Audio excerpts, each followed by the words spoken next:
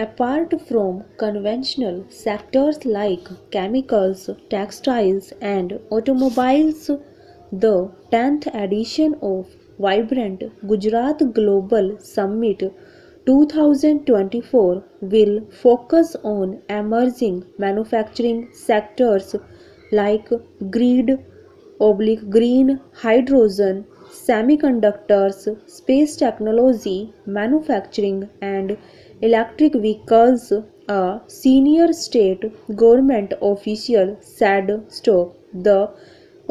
This year's summit will focus on sector specific industrial parks with specialized infrastructure for sectors like medical devices, textiles, bulk drugs, vehicle scrappage, ceramics, and jewelry stock. Rahul Gupta, Managing Director of Gujarat Industrial Development Corporation GIDCI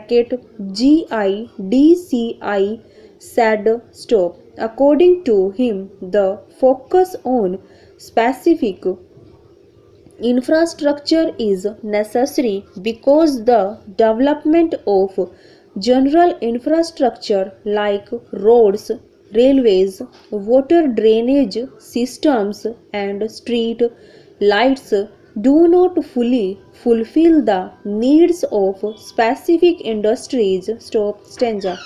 For instance, he said the chemical industry needs common steam facilities, fermentation services, and effluent treatment plants.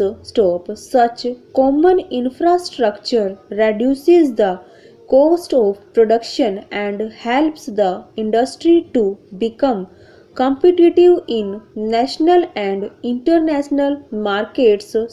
We have significant investment commitments for the development of the green hydrogen ecosystem in the state.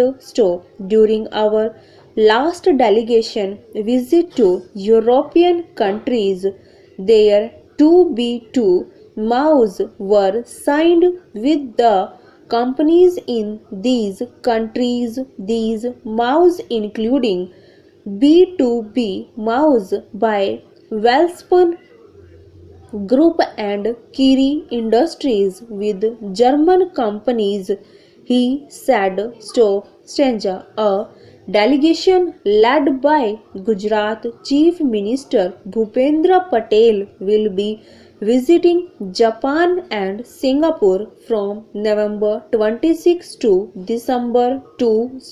As many as 13 partner countries including Australia, Japan, Denmark, Morocco, and the Netherlands have already confirmed their participation in the summit.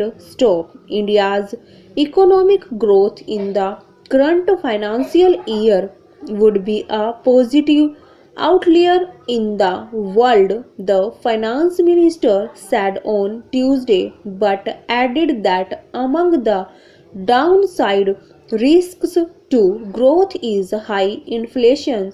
However, the decline in international crude oil prices and continued moderation in core inflation are likely to control inflationary pressures going forward, the ministry said in the monthly economic report for October.